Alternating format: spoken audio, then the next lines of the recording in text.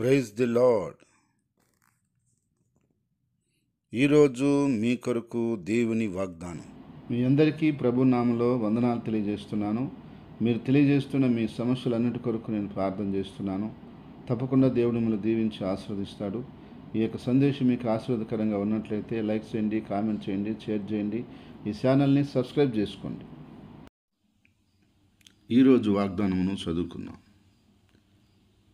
ద్వితీయోపదేశకాండం 30వ అధ్యాయం 5వ వచనం.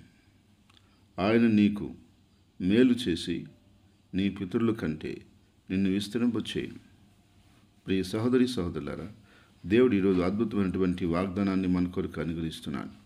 అదేమిటంటే, ఆయన నీకు మేలు చేసి నీ పితరుల కంటే నిన్ను విస్తరింపచేయును.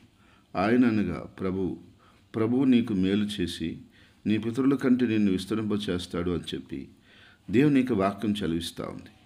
ఈరోజు ప్రియ సహోదరి సహోదరుడా, నీ పితరుల జీవితంలో ఎన్నో ఒడిదుడుకులు ఉండొచ్చు, ఎంతో పేదరికం ఉండొచ్చు, ఎన్నో కష్టాలు ఉండొచ్చు, వారు సరైన ఆశీర్వాదం లేక ఉండొచ్చు, లేదా కొద్ది గొప్ప ఆశీర్వాదాలతో వారు జీవించి ఉండొచ్చు. కానీ ప్రభు చదివిస్తున్నాడు, నీ పితరుల కంటే నిన్ను ఇంకా ఆశీర్వదించి నిన్ను విస్తరింప చేస్తానంటున్నాడు. కాబట్టి ఈరోజు నువ్వు చేస్తున్నటువంటి పనిలో కానీ, ఉద్యోగంలో కానీ, వ్యాపారంలో కానీ, ప్రతి విషయంలో కూడా ప్రభు నీకు తోడుగా ఉండి, ప్రభు నీకు సహాయం చేసి నిన్ను అన్ని విధాలుగా ఆశీర్వదించి దీవించాలని ప్రభు ఆశపడతా ఉన్నాడు. కాబట్టి నా ప్రియ సంగమా, దేవుని బిడ్డ, దేవుని యొక్క వాక్యాన్ని బట్టి, దేవుని యొక్క మాటను బట్టి ఈరోజు నువ్వు తెలుసుకోవాల్సిన సత్యం ఏంటంటే, నీ పితరుల్లాగా నువ్వు కూడా ఉంటావనే విషయం కాదు. వారు కష్టాలు పడ్డారు కాబట్టి నేను కూడా అదే కష్టాలు పడాల్సి వస్తుందని కాదు. వాళ్ళు పేదవాళ్ళు కాబట్టి నేను కూడా పేదవాళ్ళుగానే ఉన్నానని కాదు. వాళ్ళు దారిద్ర్యాన్ని అనుభవించారు కాబట్టి నేను దారిద్ర్యం అనుభవించాలని కాదు. నువ్వు ప్రభువైన యేసుక్రీస్తునందు విశ్వసించిన బిడ్డగా ఉంటే దేవుడు నిన్ను ఖచ్చితంగా ఆయన గమనిస్తాడు, నిన్ను చూస్తాడు. ఆయన నువ్వు నడిచే నడవడికను బట్టి, నువ్వు ఆయనతో చేసే సహవాసాన్ని బట్టి, నువ్వు జీవించే ప్రస్తుత జీవితాన్ని బట్టి, నువ్వు ఆయన కొరకు తీసుకున్న కమిట్మెంట్ని బట్టి, నువ్వు ఆయనతో నడుస్తున్నటువంటి ఆ యొక్క దైవవాక్య విధానాన్ని బట్టి ఆయన చూస్తాడు. చూసినప్పుడు నిన్ను నీ పితరులాగే వదిలేయడు, పితరులాగే అలాగే ఉండనీయడు. నిన్ను ఆయన ఆశీర్వదిస్తాడు. నీ పితరుల కంటే ఇంకా నువ్వు గొప్ప కావాలని, ఇంకా నువ్వు అభివృద్ధిలోకి రావాలని, ఇంకా ఉన్నత స్థాయికి రావాలని ఆశపడేవాడు యేసుక్రీస్తు ప్రభు. కాబట్టి నీ విషయంలో ప్రియ సహోదరి సహోదరుడా, నిన్ను ఖచ్చితంగా ఆయన ఆశీర్వదించుటకు సమర్థవంతుడు. నువ్వు సామాన్యంగా ఆయనకు ప్రార్థన చేసావు, కానీ ఆయన వింటున్న దేవుడు సామాన్యుడు కాదు, ఆయన మహాగణుడు.